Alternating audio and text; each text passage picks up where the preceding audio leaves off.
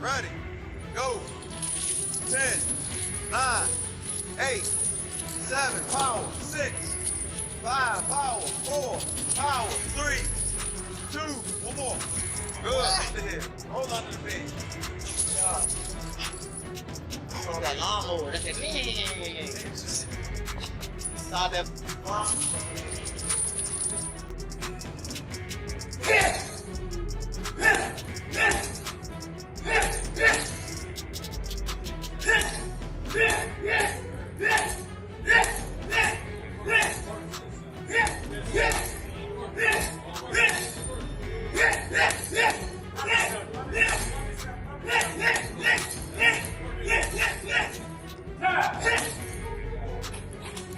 DAZN has just released footage of Gervonta, Tank, Davis's first day at training camp.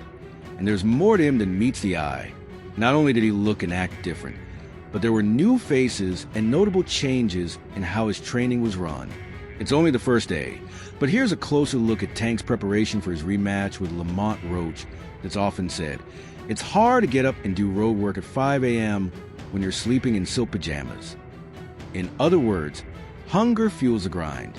Comfort can dull that fire, unless it was never about comfort to begin with. Ever since I've known him, Tank's drive has stood out. Interestingly, the same fighter who once shocked the boxing world by announcing his retirement and claiming he had lost his love for sport now looks energized and passionate. It seems Davis went through a form of therapy, this time one that reignited the beast fans once knew.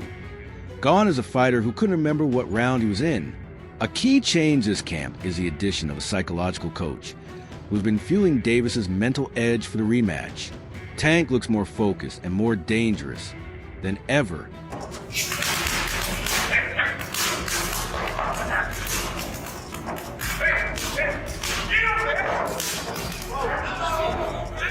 God damn.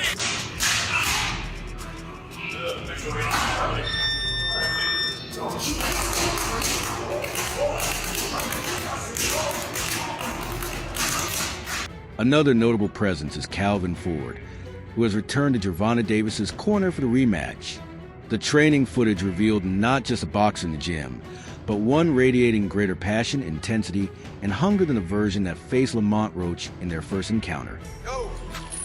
10, 9, 8, 7, power, 6, 5, power, 4, power, 3, 2, one more. Good. Hit the hip. Hold on to the beat. Oh, that lawnmower, look at me. It's not just another match or another title defense. It's the return of Gervonta Tank Davis, he declared as the video opened. The changes in Tank's routine were evident. His training now starts early with a morning jog and ends with an evening run.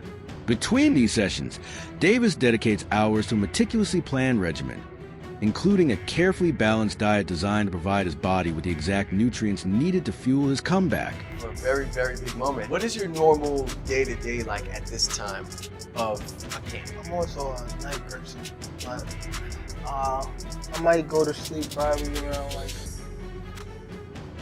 3 to 4. Probably wake up probably like 11, get my run in, and then eat, probably lay back down, and then wake up probably like 6 or 7, get my night workout in. Damn, so you're doing 2 a day.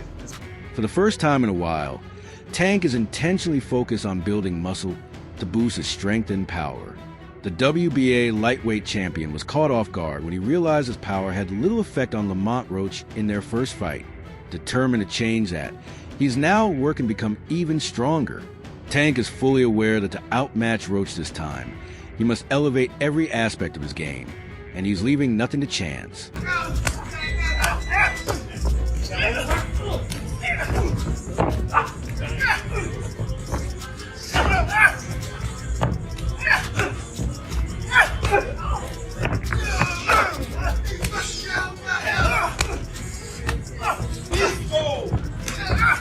Let's go.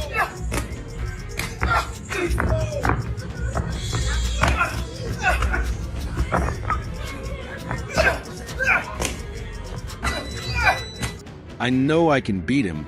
I've done it before. It's not about him, it's about me. I just need to do everything better, Tank stated. That mindset now shapes his entire training. A key change is the intensity of his sparring. He now completes 15-round sessions with each sparring partner, with each round extended to 5 minutes, pushing his endurance and sharpening his skills like never before.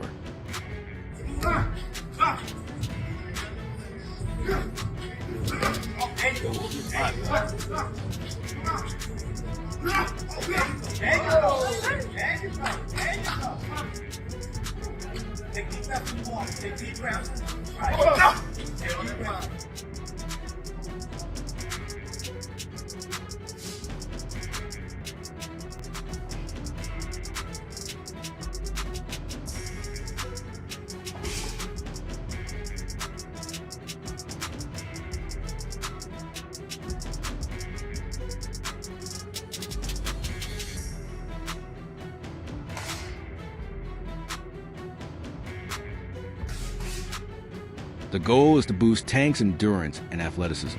Gervonta Davis is now dedicating extra time to improving his footwork, aiming for smoother movement against Lamont Roach, who excels at staying in the pocket and picking his shots. Davis also devotes significant time to shadow boxing, along with focus sessions on the mitts and punching bags to sharpen his technique and timing.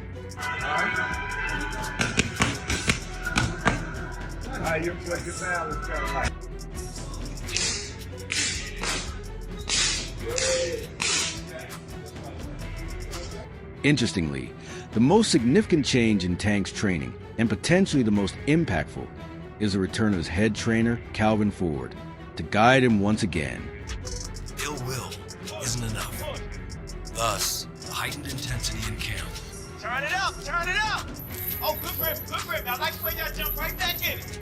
Sadly, Calvin Ford was absent from Gervonta Davis's corner for the first fight against Lamont Roach, and it's no coincidence that Davis ended up losing.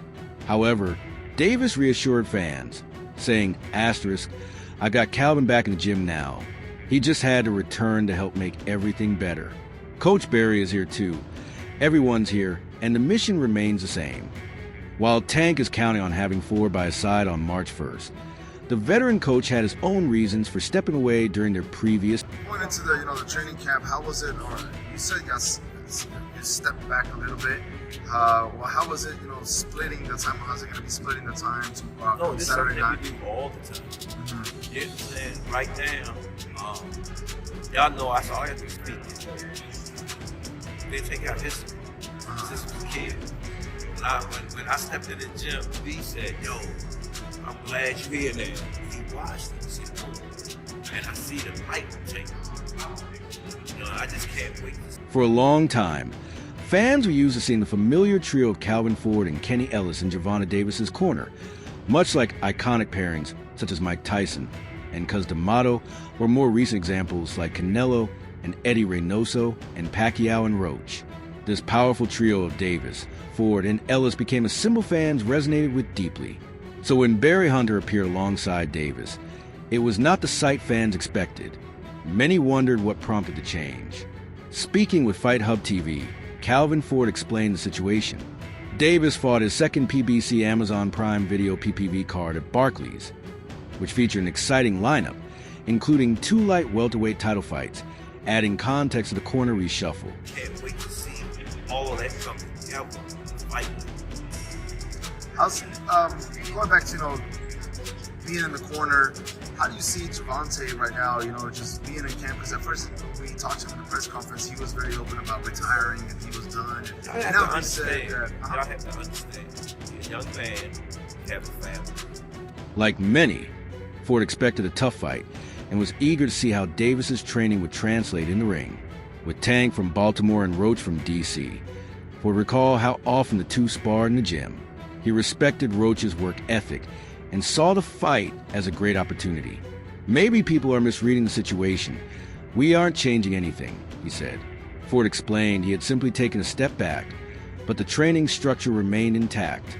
The reporter clarified there was no suggestion of a breakup or falling out between Ford and Gervonta Davis. I want to do something. Show us something. Don't take some time. I took a little bit of time off. You know what I'm saying? It refreshing. Get you back on that form. so tonight, he had to change. They wanted to know if the temporary separation had strengthened Ford and Davis's bond, like family members who spend time apart and then appreciate each other more upon reuniting. Ford replied, "No, he came to see me, slowed down, and worried about me because he knows I spend time with my amateurs. You both know me well. I always spend time with my amateurs. That's my piece." Even though Ford wasn't directly training Tank, knowing where Davis was and that he was working hard gave Ford reassurance. He admitted that being apart helped them both appreciate their connection more. When Ford returned to the gym, he immediately sensed the lightweight champion missed him, just as much as Ford missed Tank. A lot, you know what I'm saying? I stepped in and I see how he missed me and how I missed him, you know what I'm saying? I just can't wait to see that performance. I was telling Boogie, I said, damn, y'all need Boogie. So we can't wait to see Kenny here, all this.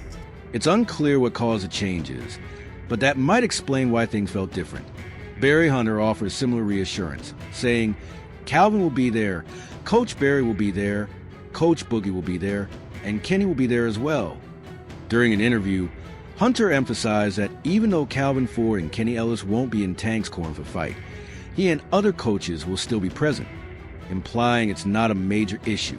Hunter also reminded fans that changes in Tank's corner have happened before and aren't unprecedented.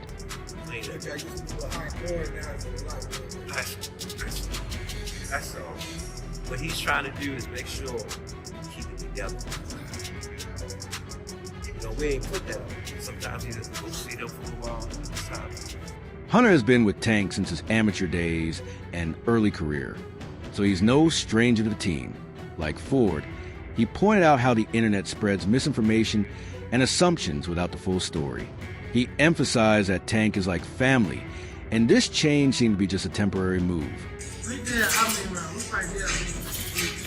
Yeah, but you in the bag for about 8-2. You're not that shit. The decision to bring a psychologist into Tank's training camp was reportedly inspired by Claressa Shields, who advised him after seeing his condition in the last fight. The undefeated women's boxing pound-for-pound great expressed more concern for Davis's mental well-being than just his in-ring performance during a March 28th interview with Fight Hub TV. Ford is the best. To me, he's better than Tank, he's better than Devin, he's better than Ryan, he's better than Timo. When it comes to those weight classes, Ford to me is the best. He is me. I tell him all the time, you ain't gotta prove nothing. Ain't never laced up, and you think Shakur gotta prove something to you. You sound stupid. Go glove up first. I done seen that boy do some miraculous things inside of a gym. Beat guys up. Claressa Shields said, "I feel like Gervonta is a hell of a fighter, but he needs to get his mental game together." She added, "When I hear some of his interviews and see what he's saying, I can tell he's not in love with the sport anymore." Shields continued, "I think he'd be an even better fighter if he went to therapy, AP. I can tell he's a little sad, maybe depressed. He needs to take serious time to deal with whatever he's facing." She concluded, "I believe therapy would help Davis in his rematch with Roach, emphasizing the importance of mental health for performance and overall well-being." I think it goes either way, like who's his favorite? I don't know if it's just because I'm getting older now or what, but I feel like Gervonta is a hell of a fighter, but he needs to get his mental together. When I hear some of the interviews and I see some of the stuff that he's saying, I can just tell that he's not in love with the sport no more. I can tell that he didn't get his just due. Props to Shields for looking out for Davis's well-being. Later in the same interview, she explained why she believes Lamont Roach is destined to win the rematch. "I think Roach did a great job in the first fight," she said. "If he'd been a bit more aggressive, he might have won by unanimous decision, but he held back." Shields added, "Now that he knows he can take Tank's punches, I believe Roach will come back stronger. He'll absorb those punches, return fire, and really step on the gas in the rematch." Her insights highlight Roach's potential to push even harder. He will be better and even a better fighter if he gets there like ASAP. Because I can just tell like he's a little sad, he's a little depressed, even before this fight. So I think it'd be a better fight. I think that Lamont has the mental edge. I think anybody right now would have the mental edge over Tank because to me he just needs to take some serious time to But right now, I think Roach wins a rematch because Tank is so frustrated with other parts of his life that it's hard for him to fully focus in the ring. Shields continued. She added, I guess I favor Lamont Roach in the rematch. Despite being a sworn rival of Gervonta Davis, the female heavyweight champion gave a surprisingly balanced and honest prediction before their first fight. Is that the right opponent for Tank? I don't know why everybody is kind of sleeping on Lamont, but he has a decorated amateur career too. He's a very pretty kid. He's very skilled. Tank is Tank. And when I say Tank is Tank, I mean like he's a bad man. He can fight, he's tough.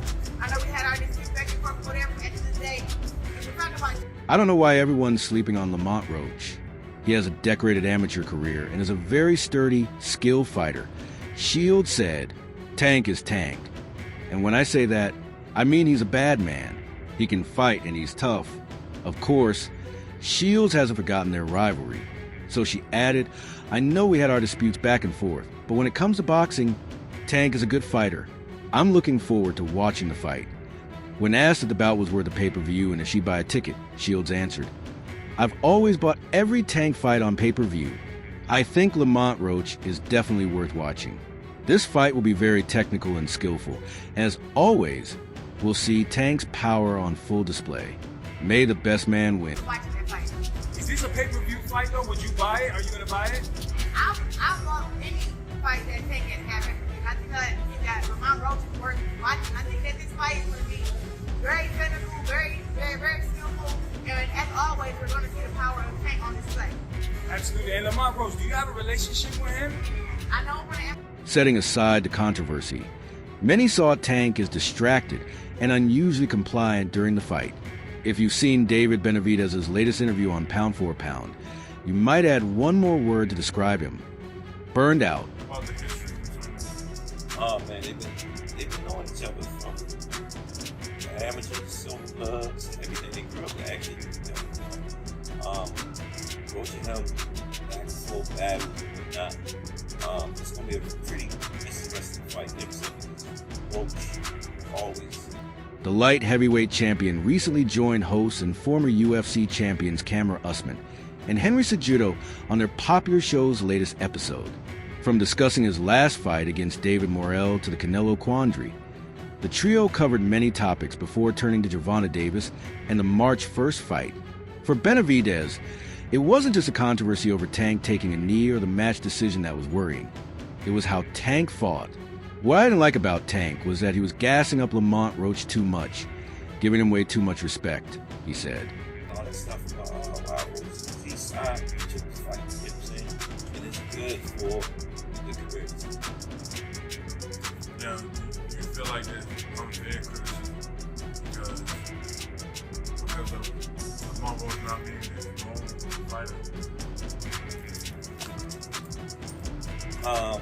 If Davis seemed a bit distracted to Usman, then to Cejudo, he might be done. Still, Usman said he was largely satisfied with the majority draw decision. In the fight, Tank looked distracted. We all know he's a beast, and there were moments where he showed it, but overall, he seemed a bit off to me, Usman explained. This observation led Cejudo to compare Davis' situation to the legacy of his former mentor, Floyd Mayweather, suggesting Davis might be following a similar path. Stay safe and avoid risking losses. There was, I don't know what round it was, and he fell in, pulled out, and Lamont Roach counted, I believe it was the right hand, right? When he came back to the corner, he said, he caught me one time. And definitely he felt that shot. But for the most part, other than that, he thought that he could see most of the punches coming. That was the only punch that got his attention. David Benavidez observed that Gervonta Davis has a love-hate relationship with boxing and struggles to handle the pressure. He's like, what if I lose? Benavidez said, adding, maybe he's burned out. He explained that many fighters, including himself with 26 years in boxing, face similar challenges.